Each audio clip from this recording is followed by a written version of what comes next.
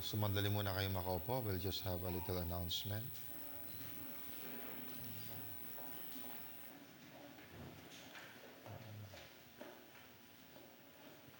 I just want to announce para tuloy-tuloy na tayo mamaya sa Word. Yung this coming Wednesday ay mayroon pong gawain ang young people. And this is your first service this year. So, ito yung theme na napag-usapan ng mga leaders sa youth, igniting the fire more. Can we have the details? So that would be August 26, Wednesday, 7 p.m. So be here. If you could come earlier, be here. So those are the things that you expect sa gathering na yan. So alam nyo, we are now preparing para sa ating paglisan sa lupang ito. So we don't want to miss any opportunity that would draw us closer to God. So kung mayroong mga gawain na ganyan, we should always grab it. So for all the young people, okay, we expect your 100% cooperation sa gawain ito. Amen ba tayo mga youth? Amen ba tayo mga youth? Parang mahina. Amen ba tayo mga youth? Amen. So, see you there. See you here pala. Amen. Purihin ang Panginoon. What a wonderful day that the Lord has given us. Amen.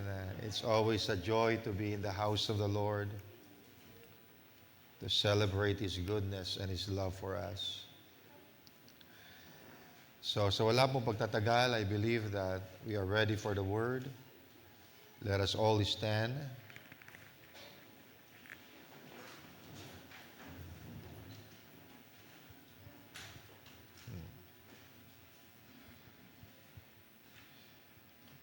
Let's turn our Bible in the book of Hebrews.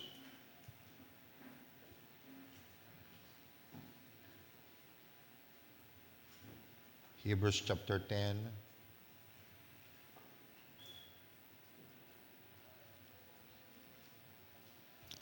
Hebrews chapter 10, let's start from verse 19.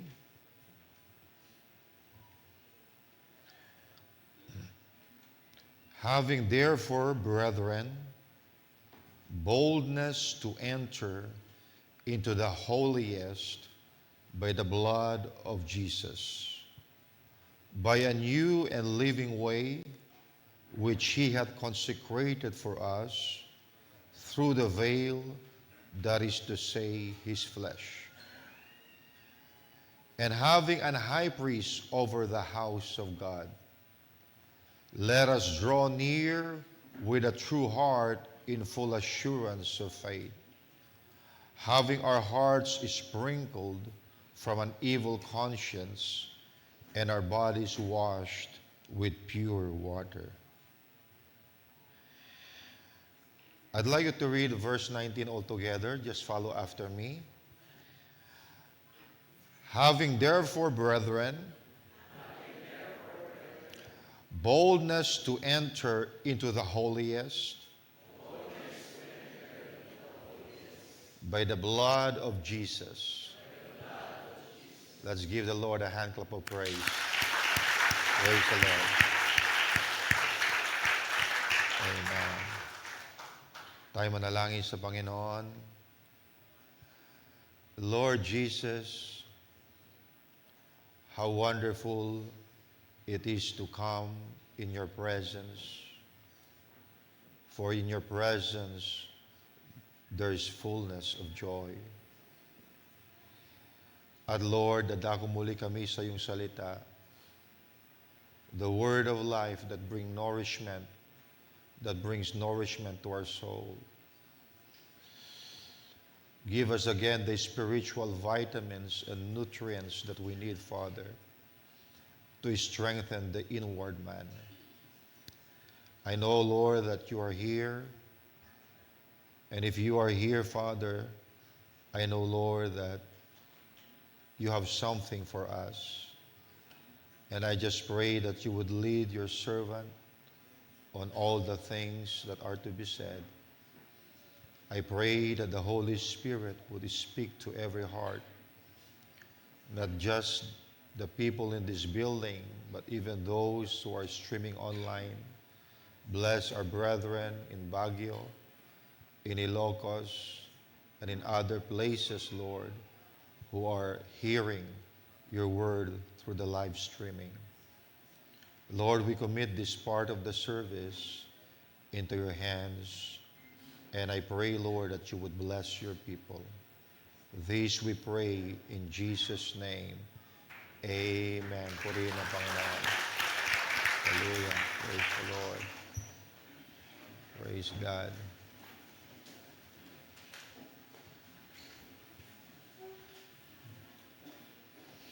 Praise the Lord.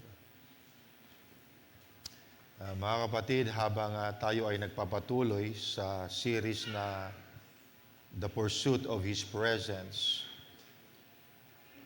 parang may isang invitation na paulit-ulit nating naririnig mula sa Panginoon. And that is, come closer. Maging sa sarili ko, I see the effect ng series na ito, that we are being drawn closer to God. Sa part 1, nakita natin that we are created, or we were created for His presence. Sa part 2, natutunan natin kay Moses na kahit nasa atin ng blessing, kung wala ang kanyang presensya, kulang pa rin ang lahat. At sa part 3, sinabi ni Jesus, abide in me. Why? Because God doesn't merely want occasional encounters. He wants fellowship. He wants communion. At ngayon, parang tinatawag niya tayo, come deeper. Come deeper.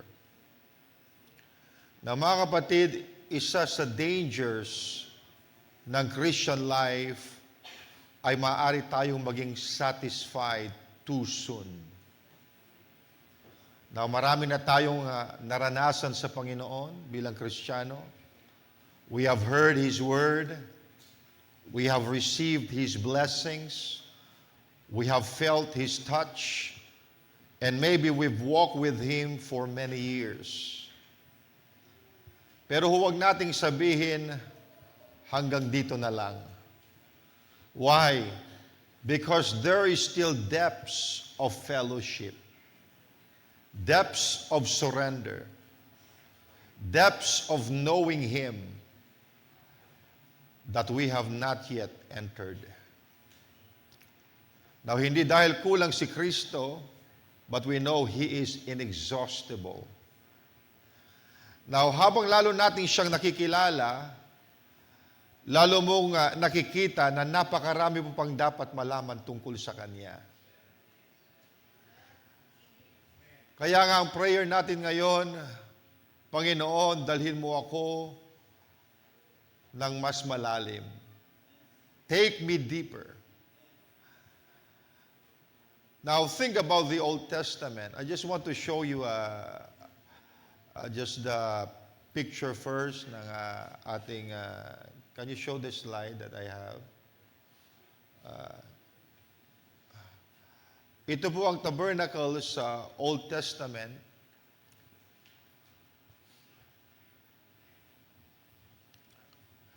Ito ang outer court, nandiyan ang brazen altar, nandiyan ang brazen laver. Diyan sa altar, inaalay ang mga sacrifices, animal sacrifices. So that is what we call the outer court. At dito yung tinatawag na holy place. Nandyan ang 7 golden candlestick, nandyan ang table of showbread, at nandyan ang golden altar of incense. Pero meron pang susunod yan, ayan ang most holy or the holiest. At nandyan ang Ark of the Covenant. At yung pinakatakip ng Ark of the Covenant, ayan yung tinatawag na mercy seat. And above the mercy seat is the presence of God. That's the Shekinah glory of the Lord above the mercy seat. So yung picture dyan, binuksan lang para makita natin sa loob. Pero meron niyang tent na nakatakip.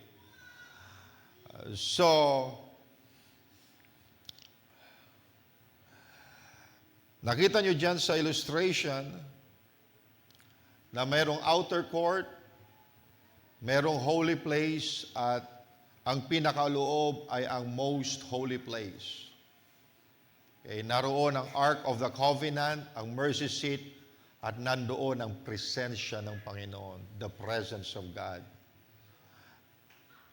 At the deeper you went, the nearer you come to the place of His presence. Okay. So I'd like to speak this morning on the subject I entitled Beyond the Veil. Beyond the veil, because beyond that veil is the most holy place. Beyond the veil. So, the deeper you went, the nearer you come to the place of His presence. Pero may problema because between the holy place and the most holy place ay merong veil, merong tabing. At parang sinasabi ng veil, ops, hanggang dito ka lamang. The presence was there, but access was restricted.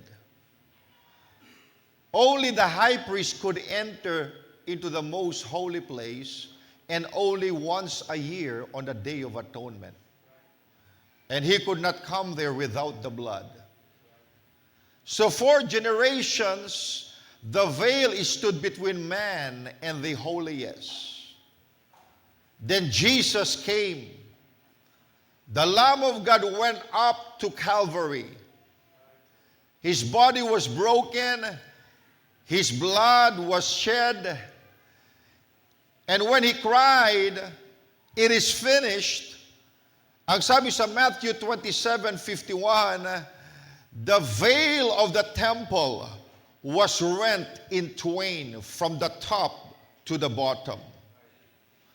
Mga kapatid, napunit ang veil. Now, hindi tao ang nagbukas ng daan. God opened it. Hindi human effort, hindi religion, hindi good works. Jesus made the way. And now, Hebrews says, sa verse 19 ng ating text, having therefore, brethren, boldness to enter into the holiest by the blood of Jesus. And then doon sa verse 22, ang sabi dyan, let us draw near. Na mga kapatid, bukas na ang daan. Bukas na ang daan. Patungo sa presensya ng Diyos.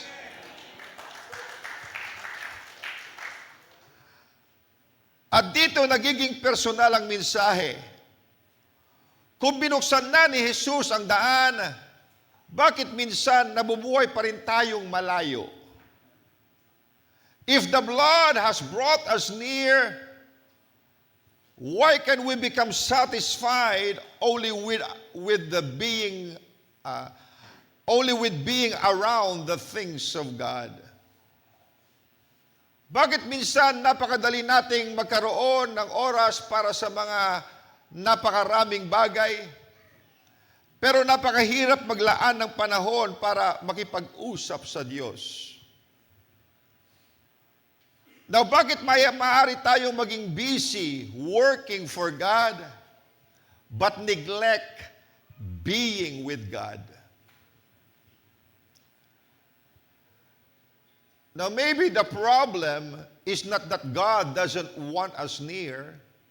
Maybe we have become satisfied where we are. At mga kapatid, that is dangerous. Because we can know church, no songs, no doctrine, no ministry, And yet something in our heart can still be missing. Ano yung nawawala? Yung intimacy with God. So this is where the thought in Brother Branham's message, the interveil, becomes meaningful. Pagkat doon ay pinaliwanag niya that there is more than merely remaining around the outer things. God desires real fellowship with His people. Diba? So hindi lamang malaman natin ang tungkol sa Kanya, kundi makilala natin Siya. Hindi lamang maglingkod sa Kanya, kundi makasama natin Siya. Hindi lamang tumanggap, kundi ibigay din natin ang ating sarili sa Kanya. And as we go through this message, we will discover going deeper is not merely about receiving more from God. It is also about allowing God to have more of us. So church, hindi ko nais na ang mensaheng ito ay maging lesson lamang tungkol sa tabernacle. I want something to awaken in our hearts. A hunger, a longing, a cry, na kung saan sasabihin natin, Panginoon, ayaw kong manatili kung saan ako. Ayaw kong masanay lamang sa mga bagay tungkol sa iyo. Gusto kitang makilala ng mas malalim. Ng mas malalim. Now, maybe you've walked with Him for many years. Come closer.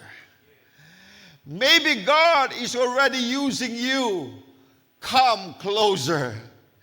Maybe you've had wonderful experiences with Him. Come closer. Because His invitation remains, let us draw near. Let us draw near. Na mga kapatid, the blood has been shed. The veil has been torn. And the way is open. Kaya ang tanong ngayon ay hindi, can I enter? Why? Because Calvary already answered that. The question is, lalapit ba ako? Bukas na mga kapatid, ang tanong ngayon, lalapit ba ako? Now, Jesus paid too much for us to remain satisfied at a distance. He opened the way, so let us draw near. And that brings us to our first truth. God is calling us beyond the outer court. Na mga kapatid, narinig natin ang invitation sa binasa natin kanina. Let us draw near. Now, ang outer court ay hindi masamang lugar. Because God Himself designed that. Doon naroon ang altar, doon may sacrifice, doon may blood, doon nagsisimula ang approach ng worshiper toward God. Pero mga kapatid, the outer court was never the final destination. Yung outer court, hindi yun ang final destination. The final destination is the most holy place. Now, ang problema ay hindi kung nagsimula ka roon. Ang problema ay kapag nakontento tayo roon sa outer court. Kahit na may mas malalim pang fellowship na inihanda ang Diyos para sa atin. Now, thank God for salvation. Thank God for the Holy Ghost. Thank God for His Word. Thank God for every experience. Pero wag nating sabihin, enough na ito. Why? Because there is still more of Jesus to know. There is still more of the Holy Ghost to know.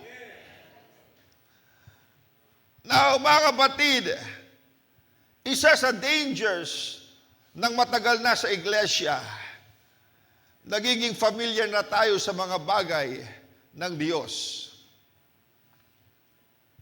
Familiar na tayo sa songs, familiar na sa scripture, sa preaching, sa order ng service. Alam na natin kung paano gumagalaw ang church. And familiarity itself is not wrong. Pero narito ang danger. We can become familiar with the things of God without remaining intimate with God Himself. Familiar ka sa mga bagay sa Diyos, pero wala kang malalim na relasyon sa Diyos. Pwede mong kabisado ang worship, pero hindi ka naman worshipful. Pwede mong alam ang prayer, pero bihira ka. Pero bihira ka ng tunay na makipag-usap sa Diyos. Pwede mong alam ang Word, pero nawawala na ang hunger mo para sa Kanya.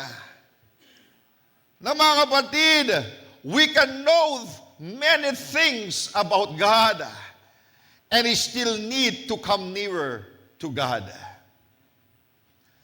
Imagine yung isang tao na nagtatrabaho sa isang napakagandang mansyon. Kapisado niya na ang bahay and he knows every room. Alam niya kung paano gumagana ang lahat. Pero posible na kilalang-kilala niya ang bahay pero hindi niya gaanong kilala ang may-ari. And spiritually speaking, that can happen to us. We know the house, we know the church, we know the ministry, we know the doctrine, but the question is, how well do I know the owner? The house is precious. The word is precious. Ministry is precious. Pero none of those should ever replace the owner or the one to whom they point. Now, this connects with the thought Brother Branham expressed sa kanyang message na the intervale. Ang sabi ng prophet, I may not know the book too well, but I know the author real well. Now, hindi ibig sabihin na hindi na mahalaga ang scripture. We love the word. We want sound doctrine. We want revelation. Pero mga kapatid, the purpose of revelation is to bring us to the person being revealed. Every truth should make us love Him more. Amen. Every revelation should make us worship Him more. Every scripture should create a deeper hunger for the one who spoke it. Sabi ni Jesus sa John 17 verse 3, and this is life eternal, that they might know Thee, the only true God, and Jesus Christ whom Thou hast sent. You see, Christianity is not merely knowing something. It is knowing someone. Knowing the only true God. At gawin natin itong personal, lalo na sa aming mga ministers, musicians, singers, workers. We must be very careful. Pwede tayong maging sobrang busy doing things for God na nakakaligtaan nating to be with God. Now, pwede akong maghanda ng sermon, pero mapabayaan ang sarili kong prayer life. Pwedeng mag-practice ng songs, pero walang panahon sa secret place. Pwedeng laging nasa ministry, pero unti-unting natutuyo ang inner life. Now look at Mark 3 verse 14. Mark 3 verse 14.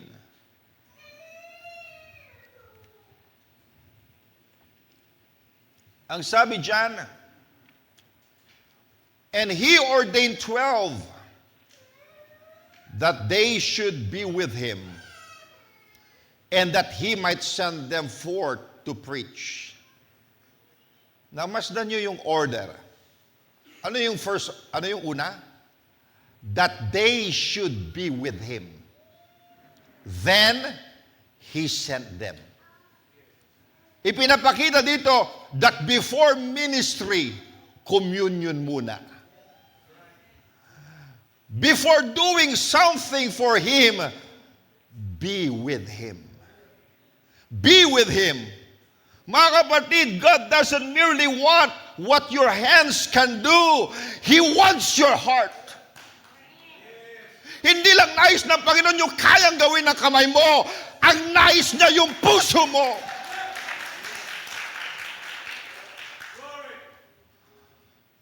At mayroon pang isang danger. Minsan nabubuhay tayo sa mga karanasan natin noon. Sinasabi natin, naalala ko noong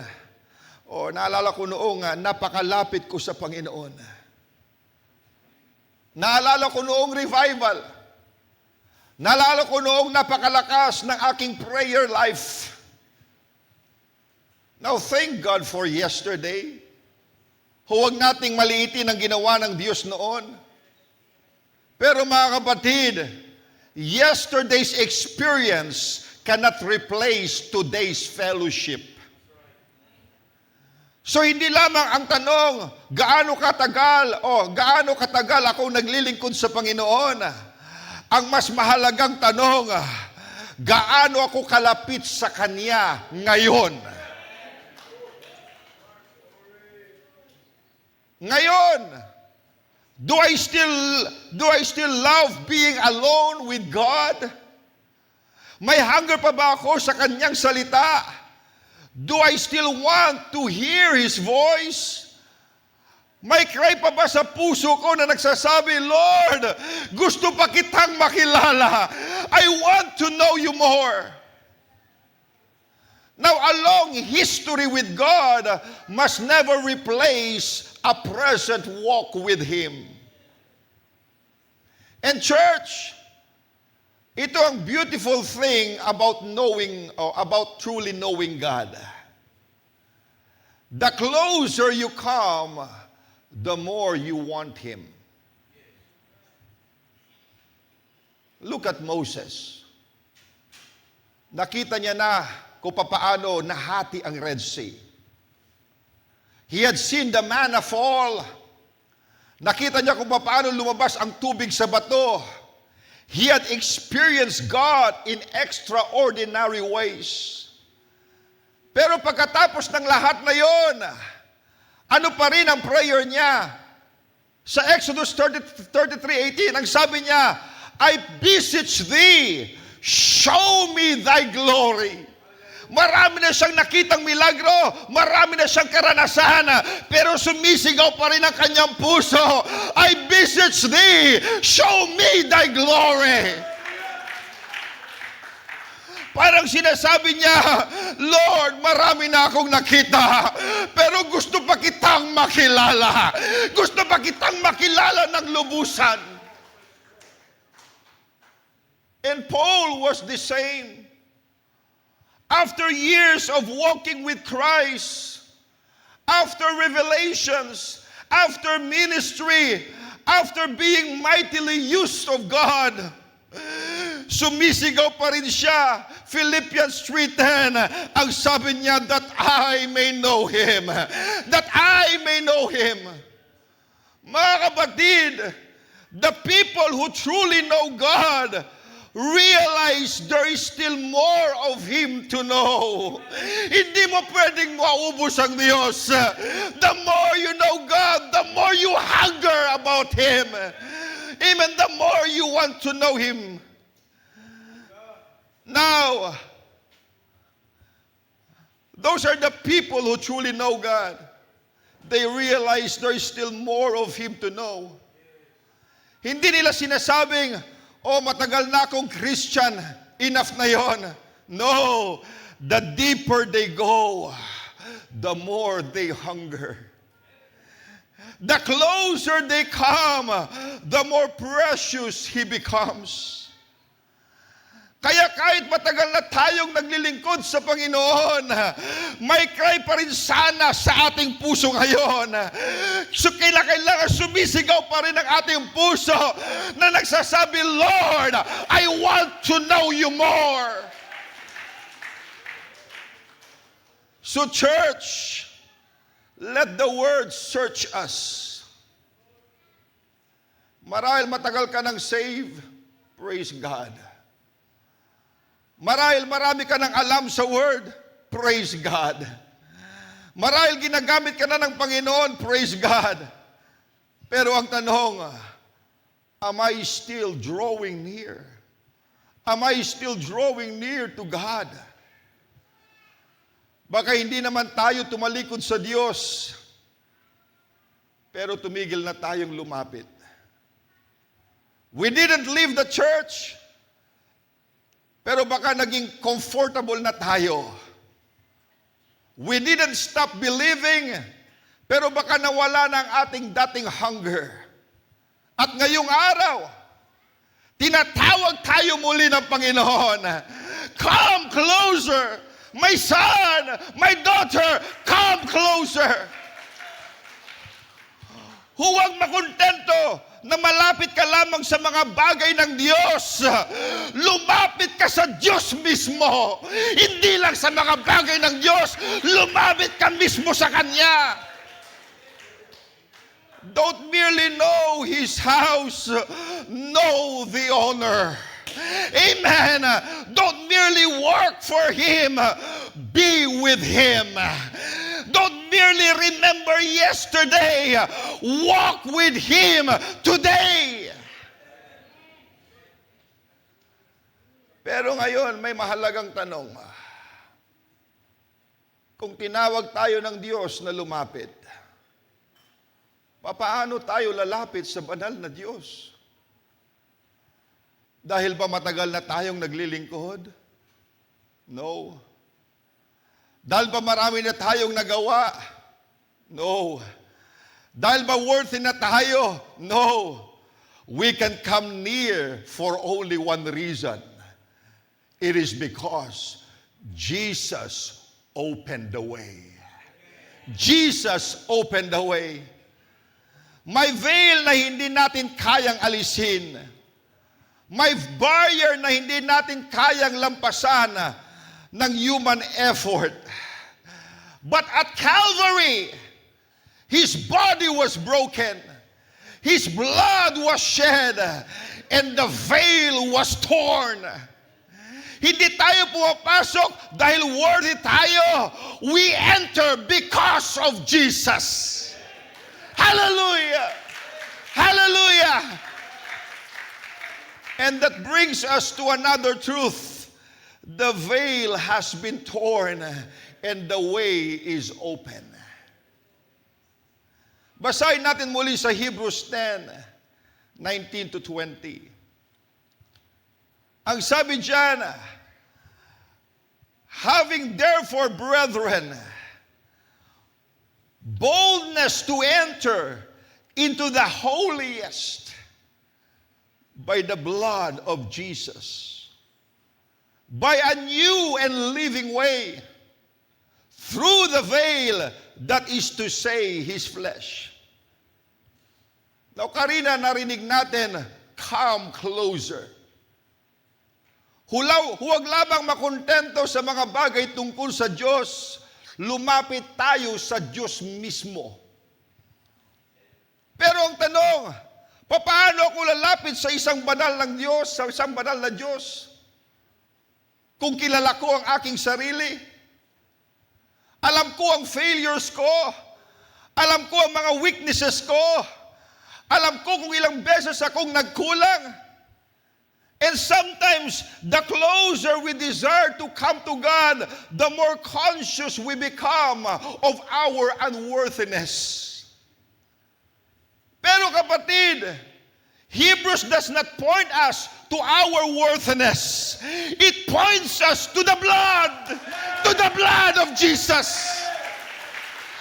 Ang sabi dito, boldness to enter into the holiest by the blood of Jesus. Hallelujah! Hindi dahil mabuti tayo, hindi dahil tayo ang gumawa, hindi dahil matagal na tayong naglilingkod, but by the blood of Jesus Christ, the precious blood of the Lamb. Ang confidence natin ay wala sa sarili natin. It is in the finished work of Jesus Christ. Hallelujah! Sa Old Testament, between the holy place and most holy place, there was a veil.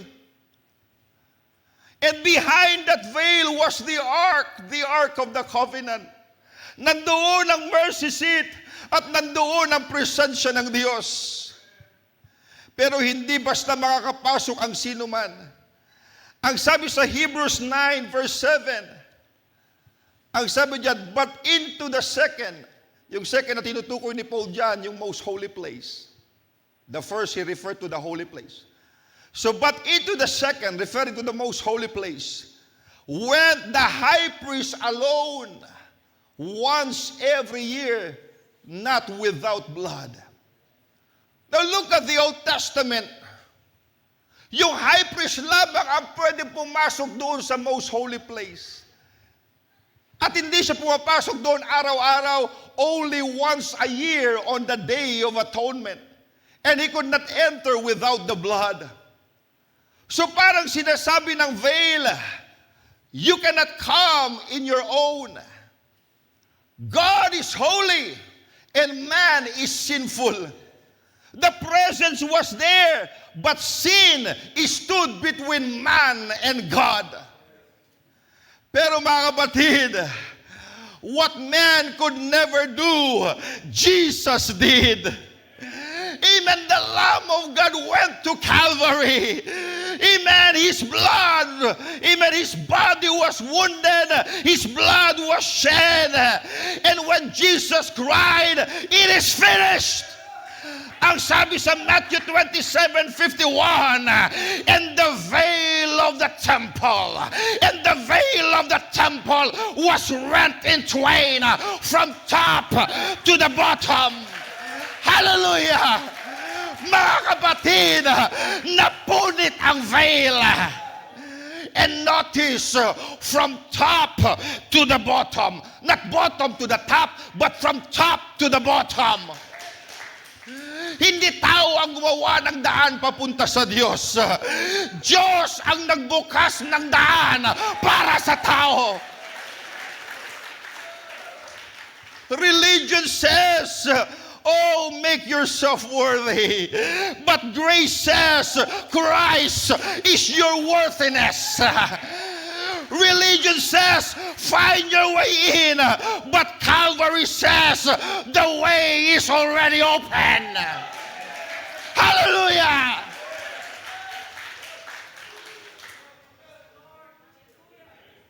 Usually kapag pinag-uusapan natin ang dugo ni Jesus, ang lagi lang natin naiisip ay forgiveness. And thank God, the blood forgives. Pero sinabi rin dito sa Ephesians 2:13, ang sabi ito, but now in Christ Jesus, ye who were sometimes were far off, kayo na dating malayo, are made nigh by the blood of Jesus. Made nigh. Dati malayo, ngayon inilapit ng dugo ni Kristo. Now Jesus did not merely die to keep us out of hell. He died to bring us back to God. The blood gives forgiveness, but it also restores fellowship. It also restores communion and nearness. What sin separated, the blood reconciled. Amen. Inalayo tayo ng kasalanan, pero idinugtong tayo ng dugo ni Kristo. Purihin ang Panginoon. What Adam lost in Eden, Christ came to restore. Anong nawala kay Adam? It's fellowship with God. But through the blood of Jesus Christ, that fellowship was restored.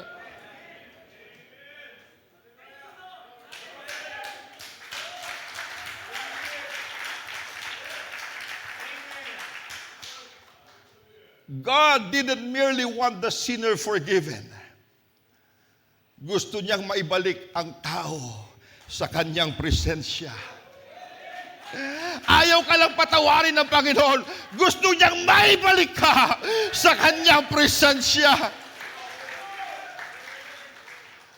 Kaya ang sabi sa Hebrews, that through the veil, that is to say, His flesh.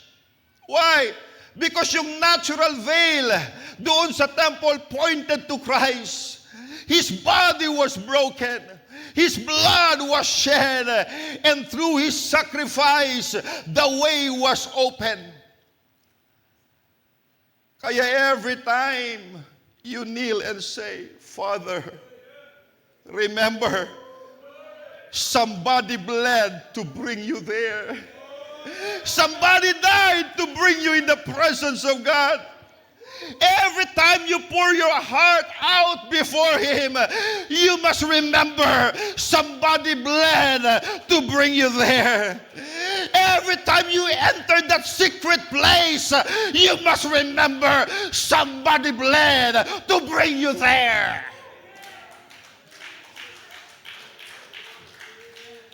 Mga kapatid, malaya tayong lumapit. Pero hindi mura ang halagang binayaran para makalapit tayo. Hindi mura ang halaga para makalapit tayo sa presensya ng Diyos. It cost Jesus His blood. So communion with God is not a small privilege. Prayer is precious. His presence is precious because Calvary opened the way. At dito, maraming sincere believers ang nahihirapan. Gusto mong manalangin, pero naalala mo ang pagkukulang mo. Gusto mong lumapit, pero sinasabi ng condemnation, hindi ka worthy. And instead of drawing near, you withdraw. Imbes na lumapit ka, lumalayo ka. Pero mga kapatid, you were never invited because you were worthy. You were invited because Jesus made the way. Hallelujah! Thank God for the blood of Jesus. Salamat sa dugo ni Kristo. Hindi sa ating katwiran, hindi sa ating kabanalan, kundi sa Kanyang dugo, tayo'y nakakalapit sa Kanyang presensya.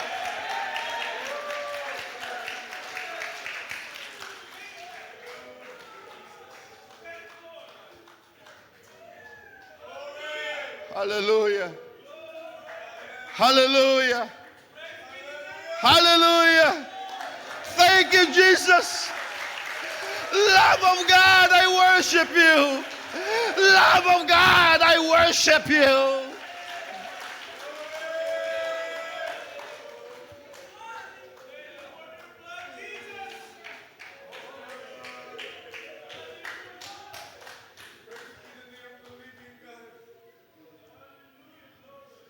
Now, hindi sinabi sa Hebrews, enter when you finally feel spiritual enough. Hindi ganun ang pagkasabi. Ang pagkasabi, boldness to enter by the blood of Jesus Christ. Amen. Kaya kapag lumalapit ako, Hindi ko sinasabing, Lord, tanggapin mo ako dahil mabuti ako. No! I come saying, Father, I come because Jesus made a way. Because my sacrifice made a way. Hindi ako umaasa sa righteousness ko. I trust His righteousness. Hindi ako nagtitiwala sa performance ko. I trust the blood.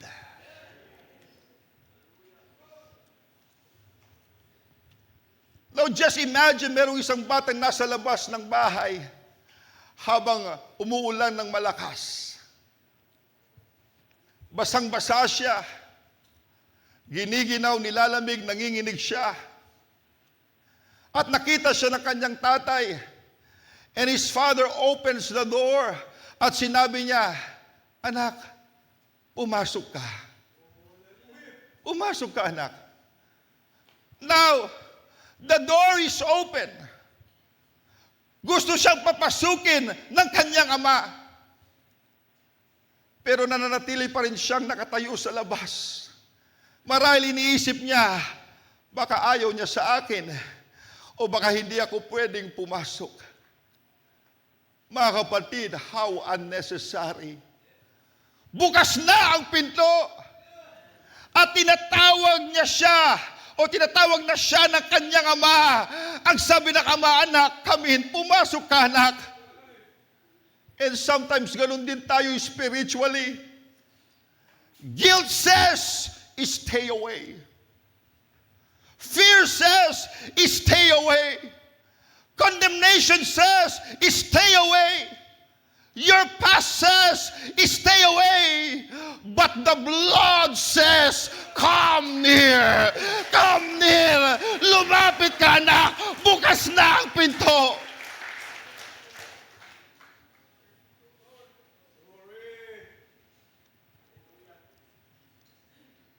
Bukas na ang pinto. Bakit nakatayo ka pa rin sa labas?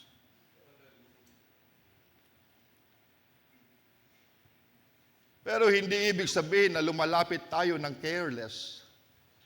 Pagkat sabi sa Hebrews 10:22, let us draw near with a true heart.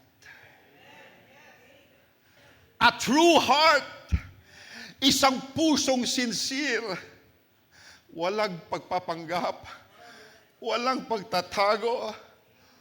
We come honestly, sinasabi natin, Lord, kilala mo ako. Alam mo ang mga weaknesses ko. Alam mo kung saan ako nagkulang. Lord, search me. Cleanse me. Change me. Now, hindi sinasabi ng Diyos, ayusin mo muna ang sarili mo saka ka lumapit. He says, come. Come. And come with a heart that says, Panginoon, ayaw kung may anumang nakaharang sa fellowship natin. Mga kabatid, nakakalungkot. Kung alam nating napunit na ang veil, pero namumuhay tayong parang nakasara pa rin ang daan. Knowing the door is open, but remaining outside. So don't merely believe that the veil was torn. Live like the veil was torn. Kapag mahina ka, draw near. Kapag nasaktan ka, draw near. Kapag confused ka, draw near. Kapag nagkulang ka at kailangan mo ng paglilinis, huwag kang tumakbo palayo sa Diyos. Tumakbo ka papunta sa Kanya. Why? Because the blood has opened the way.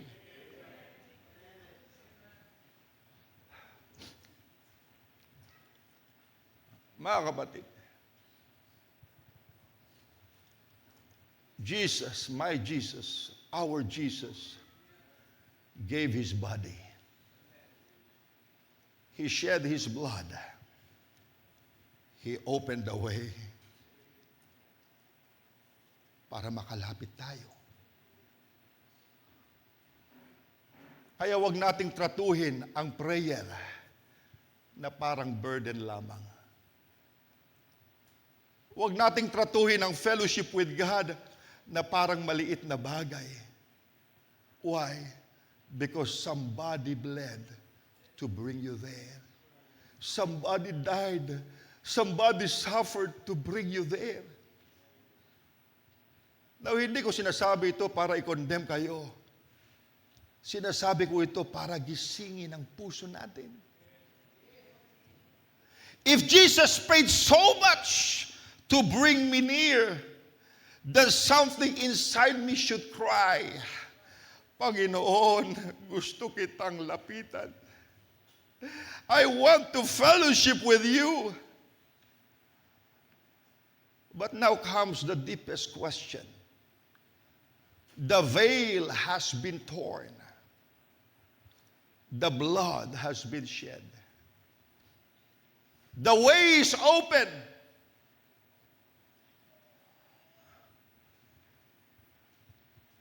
So ano pa ang umahadlang?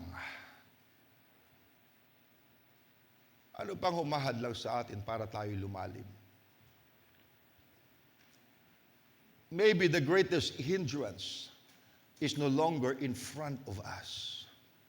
Maybe it is something within us. Sinasabi natin, Lord, I want more of you. And perhaps God answers, then let me have more of you. At dyan tayo dinadala ng final truth ng mensahe ko ngayon. The greatest hindrance is the self-life. The greatest hindrance is the self-life. Tingnan niyo ang sinabi ni Paul dito sa Galatians 2:20. Ang sabi niya, I am crucified with Christ. Nevertheless, I live, yet not I, but Christ liveth in me. Kanina malinaw nating nakita, the veil has been torn, the blood has been shed, and the way is open. So hindi tayo pumapasok dahil worthy tayo. We enter because of Jesus. Pero ngayon, may isang searching question. Kung bukas na ang daan, bakit may mga panahong hindi pa rin tayo lumalalim?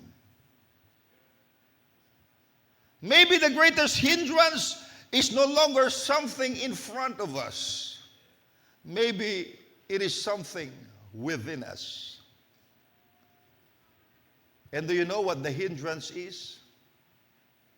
Alam niyo ba yung sagabal? The self-life. The self-life. Now, there are different expressions of self. Andiyan ang self-righteousness, self-pity, self-confidence, self-sufficiency, self-love. Iba-iba ang mukha, pero iisa ang problema. Self wants to remain in control. Self wants to remain in control. Gusto natin ang Diyos, pero gusto rin nating tayo ang masunod. Gusto nating lumalim, pero may mga bahagi ng buhay natin na ayaw nating ipahawak sa Kanya. Sinasabi natin, Lord, I want more of you. But perhaps, ang sinasabi ng Diyos sa atin, can I have more of you? And suddenly, going deeper becomes very personal. Ang sabi ni Pablo sa ating binasa kanina, nevertheless I live, yet not I, but Christ liveth in me. Now notice yung kanyang sinabi. Sabi niya, yet not I. Sometimes the greatest struggle is found in one small word. Ano yung word na yon? I want. I think. I deserve. I want my way. I don't want to be corrected. Susunod ako, Lord. Basta yun din ang gusto ko. Mga kapatid, iyan ang self-life. Self wants the throne, but Christ also claims the throne. And there's only room for one king. Kung si Kristo ang hari, self must come down. Now, catch this now. At subtle pa rito. Because self doesn't always look worldly. Sometimes self can wear spiritual or can wear religious clothes. Ganyan ang self. Sometimes it doesn't look worldly. Sometimes it would wear religious clothes.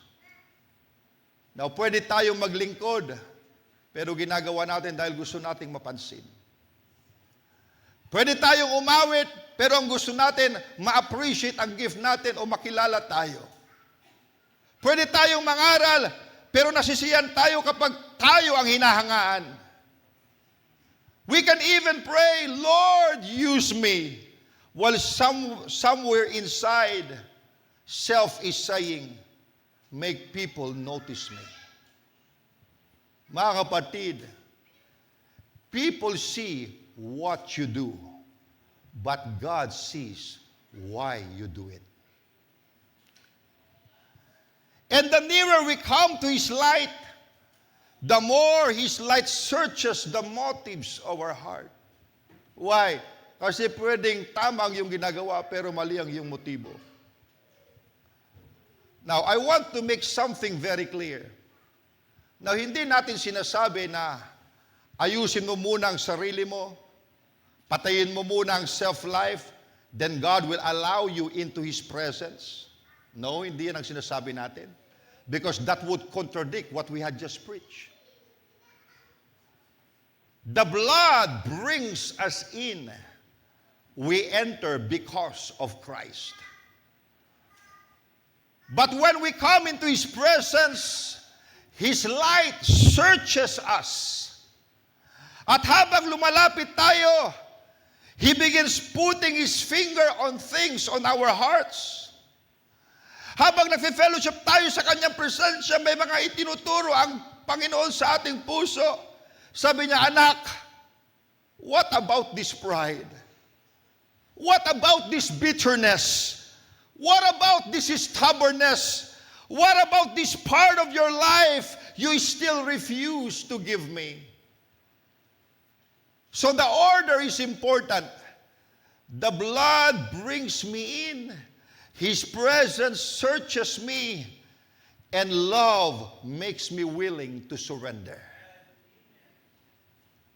Now, we don't surrender to purchase access. Because Jesus already purchased access. We surrender because in His presence, we want nothing to disturb our fellowship with Him. Ayan ang dahilan, mga kapatid, kaya gusto nating isuko yung mga bagay-bagay pagkat ayaw natin na magkaroon ng disturbance o hadlang sa ating fellowship sa Kanya. Now, Jesus said, in Luke 9:23,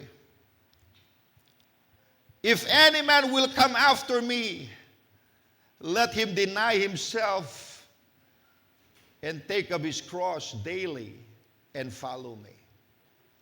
Now, masdan niyo, hindi sinabi ni Jesus, deny yourself some things. No, He said, deny himself. Now, mas malalim yun. Alam niyo minsan, mas madaling magbigay ng pera kaysa isuko ang pride. Mas madaling magbigay ng oras kaysa isuko ang sariling kagustuhan. Mas madaling maging active sa ministry kaysa tanggapin na hindi tayo laging dapat masunod.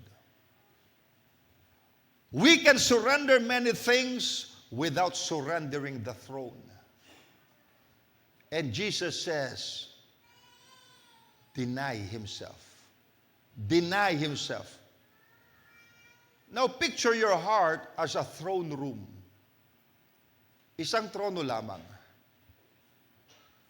And self wants to sit there. And then Jesus asks, can I have the throne? Now we say, Lord, you can have my worship, but don't touch my will. You can use my ministry, but don't touch my ambition. Lord, I give you my life, except this part. Mga kapatid, Jesus doesn't merely want to be included somewhere in our lives. He is Lord. Hindi niya gusto na isa lamang siyang bahagi ng buhay natin. Gusto niyang siya ang hari. Hari ng buhay natin. Panginoon ng buhay natin.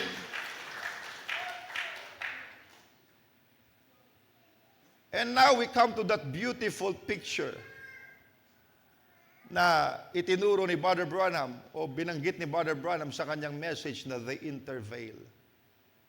And we need to understand it correctly. At Calvary, the veil that kept man out was torn. I repeat, at Calvary, that veil that kept man out was torn. That veil is not being restored. So the way remains open through Jesus Christ. But Brother Branham says, or Brother Branham pictures the worshiper going in. Nagbigay si Brother Branham ng larawan na isang tao, isang worshiper na pumasok doon sa most holy place. The worshiper going in. And then the curtain falling behind him. Now, what does the picture mean? You are shut in with God. Now, hindi nito ibig sabihin na muling isinara ang daan patungo sa Diyos. Rather, the outside world is shut away, and now it is you and God. It is just you and God. The veil torn.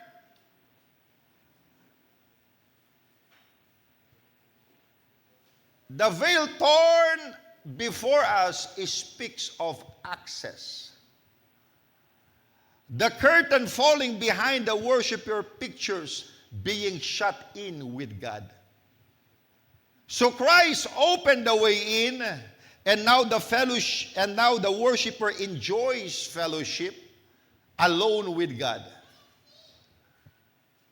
Now, ilarawan nyo sa inyong isipan, pumasok ka. And behind you, pagpasok mo, the curtain falls. Nasa labas ang ingay, nasa labas ang distractions, nasa labas ang applause ng tao, nasa labas ang opinions ng mundo. And for that moment, you are shut in with God.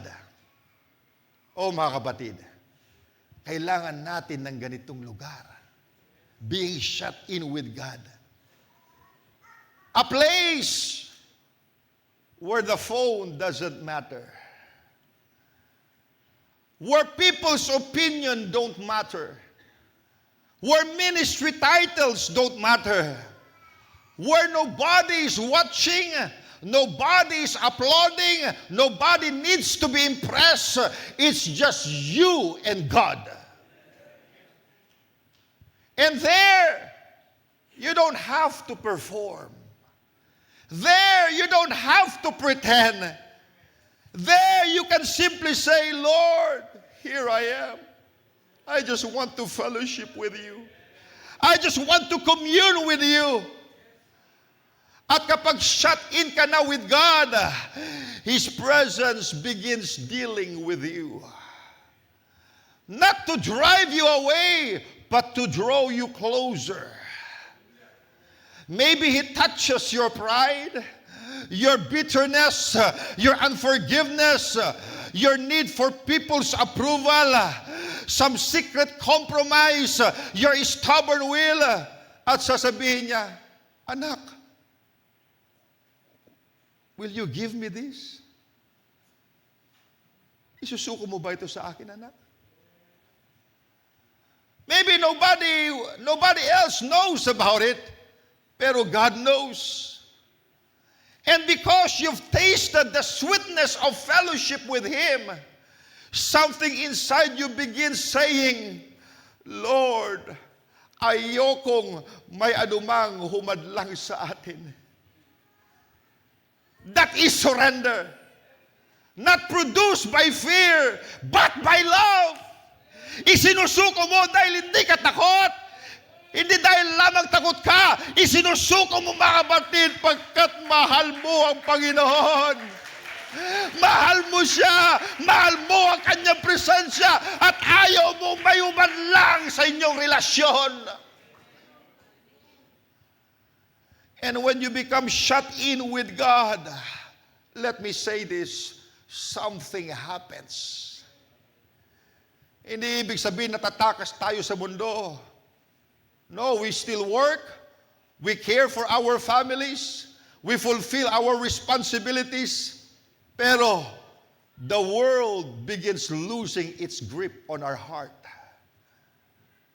Kapag precious sa iyo ang approval ng Diyos, hindi na gaanong mahalaga ang applause ng tao. Kahit hindi ka palakpakan, ang importante sa iyo, approval ng Diyos. Kapag precious na ang kanyang tinig, the voices of the world become quieter. At ang separation mo ay hindi na lamang, hindi ko ginagawa yan dahil bawal, it becomes, ayoko may anumang sumira sa fellowship ko sa Kanya. Ayan yung malalim mga kapatid, because that's love. That's love. Mga kapatid,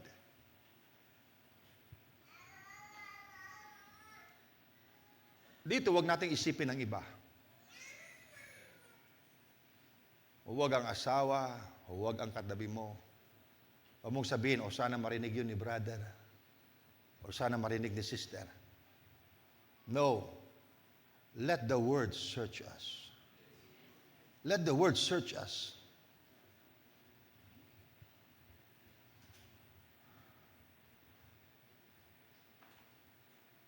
Ano ang mahigpit ko pang hawak? What part of my life still says, mine?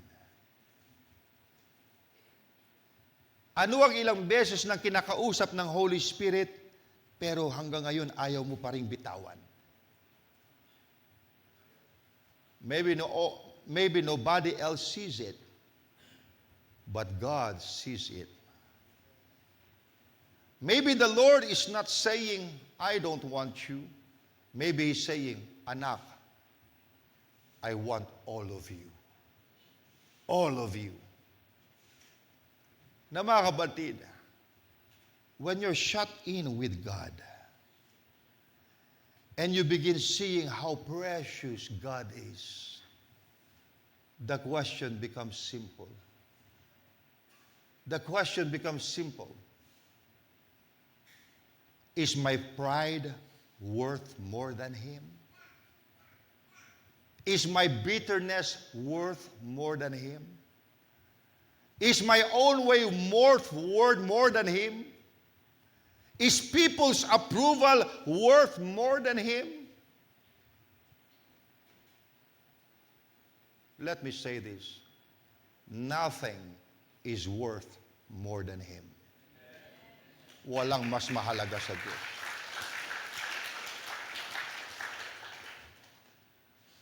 And when surrender stops feeling merely like losing something, you begin realizing, I am letting go of something less to hold something greater. Amen. I am letting go of something less. Amen. To hold something greater. And who is that greater? God. His presence. And perhaps this is where the whole sermon has been leading us. Nagsimula tayo, Lord, I want more of you. But beyond the veil, yung panalangin natin mas lumalim. Sinasabi na natin, Lord, I don't merely want more of you. I want you to have me more. I want you to have more of me. More of my heart. More of my will. More of my time. More of my plans. More of my future. Lord, all of me. Nais kong ibigay ang lahat sa akin. Ang sabi ni Paul, yet not I, but Christ liveth in me. Praise the Lord. Less of me, more of Christ. Less of my will, more of His will. Less of my grown glory, more of His glory. Mga kapatid, picture it one last time. Pumasok ka. And behind you, the curtain falls. Not because the way to God has closed. The way is forever open through Jesus. The curtain falling is simply the beautiful picture that you are shut in with God. So the distractions are outside. The competing voices are outside.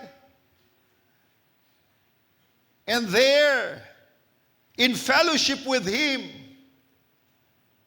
when He puts His finger on something, kapag may ituro siya sa iyo, don't fight Him. Don't hold tighter. Sabihin mo lamang, Lord, you are worth more.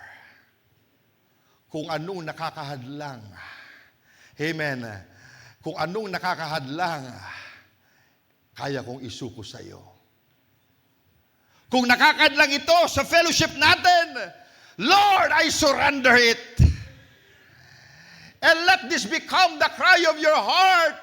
Amen. Jesus, I choose you. Amen. Pipiliin natin ang Diyos sa lahat ng mga bagay. Pag sabihin niya, anak, kaya mo bang isuko yan para sa akin? Panginoon, kung ayan lang, mas pipiliin kita. Pagkat para sa akin, mas mahalaga ka. Walang pwedeng humigit sa iyo. Wala kang katumbas. Pag samasamahin man ang mga bagay sa mundo, hindi ka pa rin hihigitan. Kaya pinipili kita. I choose you. Mga kapatid, dito na ako titigil sa pagtuturo. The way is open. Jesus opened it. And the invitation has been given. Draw near. And now, perhaps the only response left is, Lord, here I am. Shut me in with you. Search my heart. And whatever you ask me, help me to surrender. Because I don't merely want more from God. I don't merely want more experiences. I don't merely want more blessings. I want Him. I want God Himself. Amen. And because I want Him to have all of me. Not just some of me. I want Him to have all of me. All to Jesus, I surrender.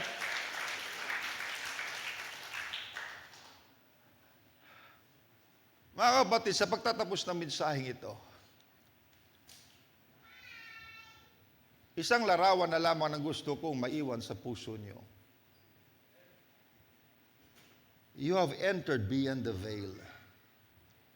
At ngayon, parang bumaksak na ang curtain sa likuran mo. Hindi dahil isinara na naman ang daan patungo sa Diyos, bukas ang daan dahil kay Kristo. But now, you are shut in with God. So nasa labas ang ingay. Nasa labas ang distractions. Nasa labas ang mga opinyon ng mga tao. Nasa labas ang mga bagay na pwedeng kumuha ng atensyon ng puso mo. At sa sandaling iyon, wala kang kailangang i-impress. Wala kang kailangang patunayan. Wala kang kailangang pagtaguan.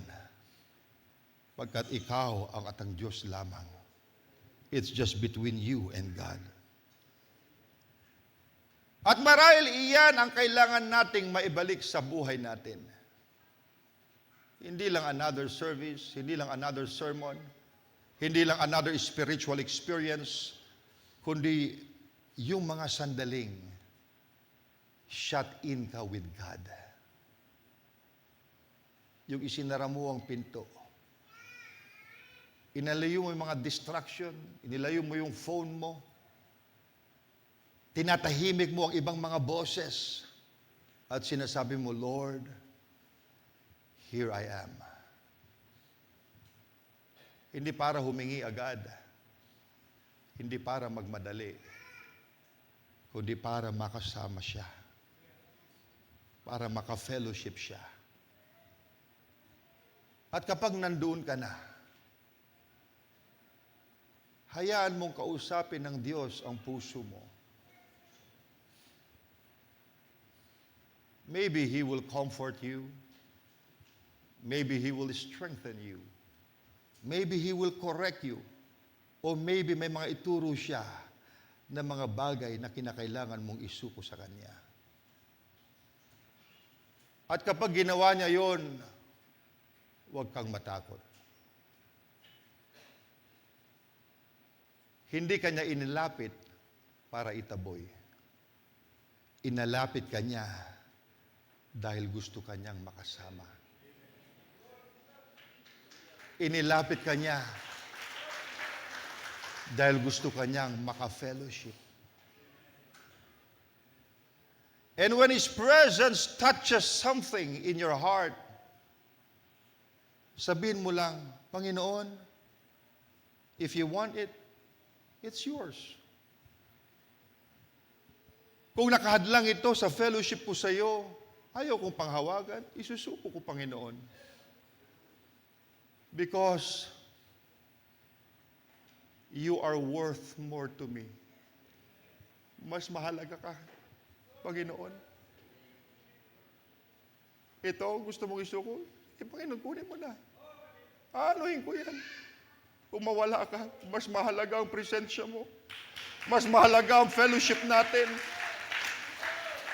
Mas mahalaga, Panginoon, mas mahalaga ka! Kumpara sa lahat ng bagay, gusto mong isuko ko, ibibigay ko, Panginoon. Pagkat walang tutumbas sa iyo, walang tutumbas sa iyo presensya, mas mahalaga ka sa buhay ko. I could not imagine a life without you. Ikaw ang nagbigay ng kulay sa buhay ko.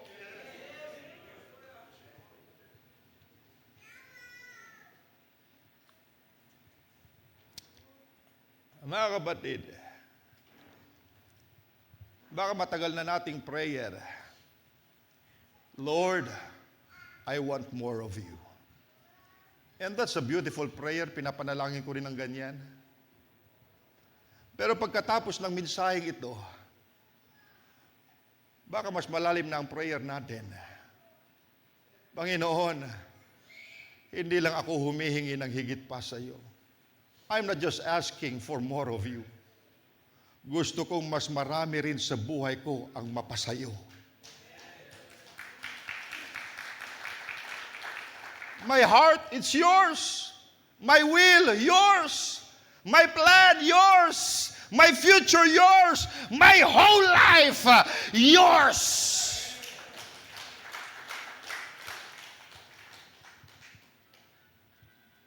Praise God. Kaya pag uwi natin, humanap tayo ng panahon. Be alone with God. Shut the world out for a while and just stay shut in with God. Kilalanin siya ng mas malalim. Makinig sa kanyang tinig. At hayaan siyang saliksikin ang ating puso. At kung meron siyang hingin, ibigay mo. Ibigay mo. Because when Jesus becomes precious enough, surrender no longer says, look what I'm losing. It says, look at who I have found.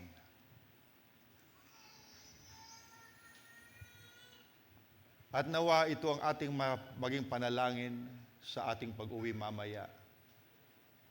Lord, I don't merely want more of you. I want you to have all of me. Pagkat ayan ang nais ng Panginoon. Pagkat kung isuko natin lahat, mga kapatid, sa Panginoon, mas lalo siyang makakakilos. Do you love Him?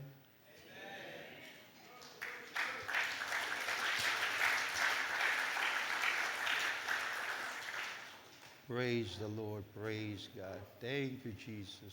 Thank you, Lord. Hallelujah. Hallelujah. Thank you, Jesus.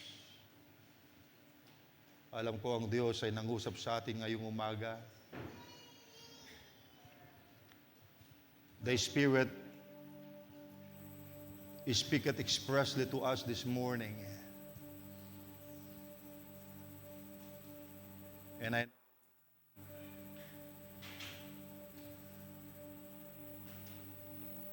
the Holy Spirit is here.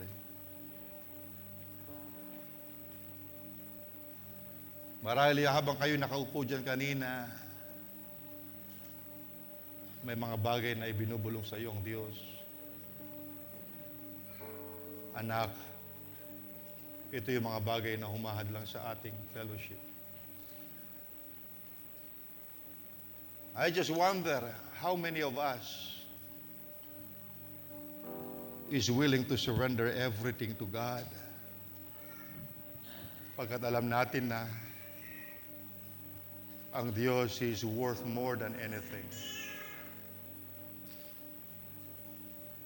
Kung alam mo ang halaga ng Diyos, kung alam mo ang halaga ng Kanyang presensya,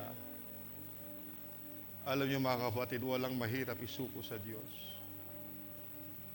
Because you realize, yung pinapawalan mo, masigit yung value ng natanggap mo.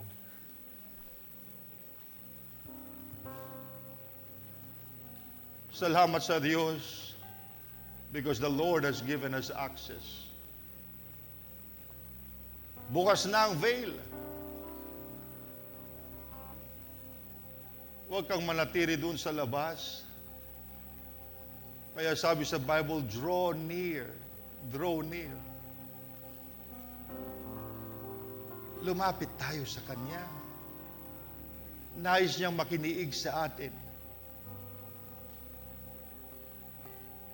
Nais niyang maki-fellowship sa atin.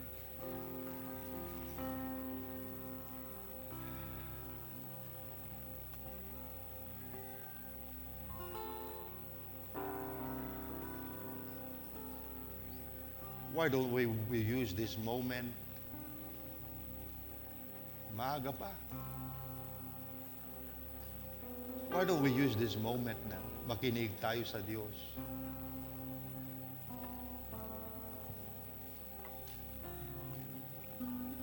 Maybe you want a fresh touch from God.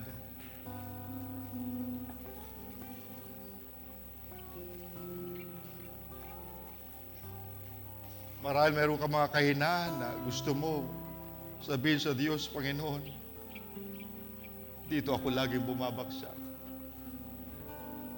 But as you fellowship with the Lord and in His presence, ibinibigay niyang kalakasan niya sa iyo.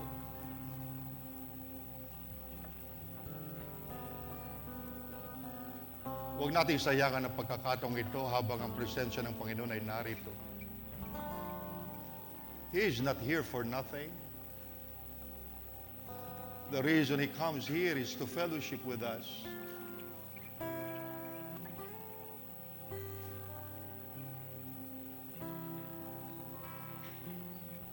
I wonder how many of us who really value His presence more than anything else.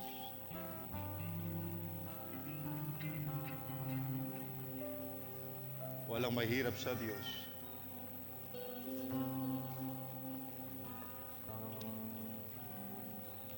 Hallelujah, hallelujah. Habang kayo nandiyan sa inyong upuan, or if you want to be prayed over, bukas ang altar mga kapatid. I'd like to pray for you as your pastor.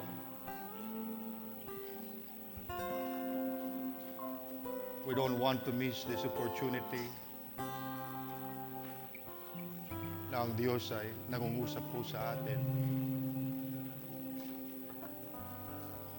Why don't you tell God how much you appreciate what He did at Calvary?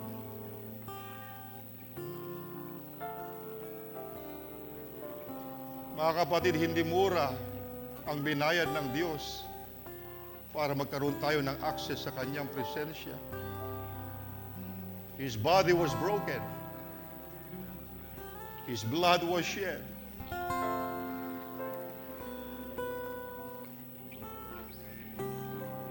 Don't you appreciate what the Lord has done?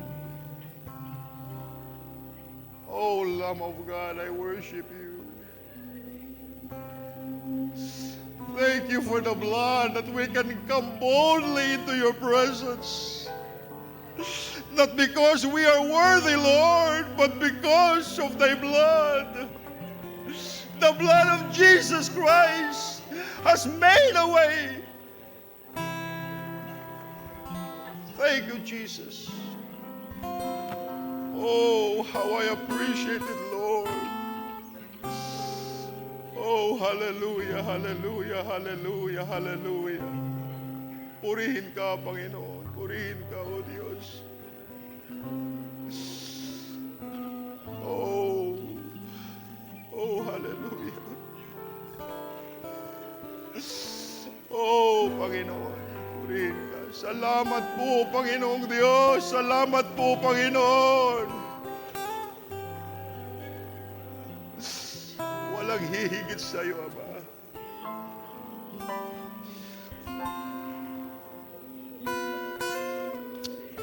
Hallelujah, hallelujah, hallelujah, Jesus. Purihin ka, Panginoong Diyos.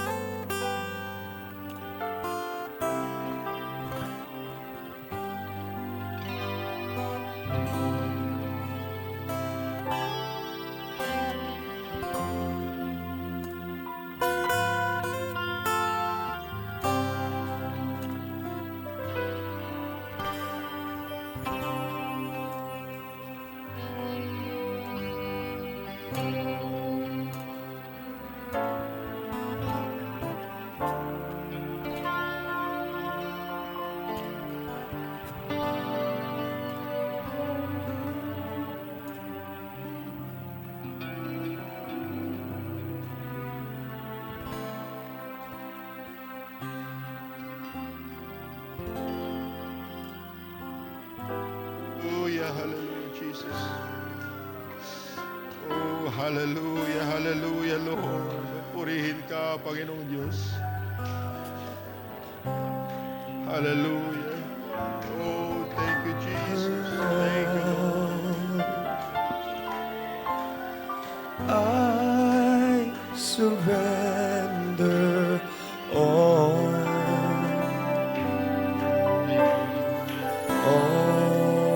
to thee, my blessed Savior. I surrender all. Thank you, Jesus. I surrender all. I surrender all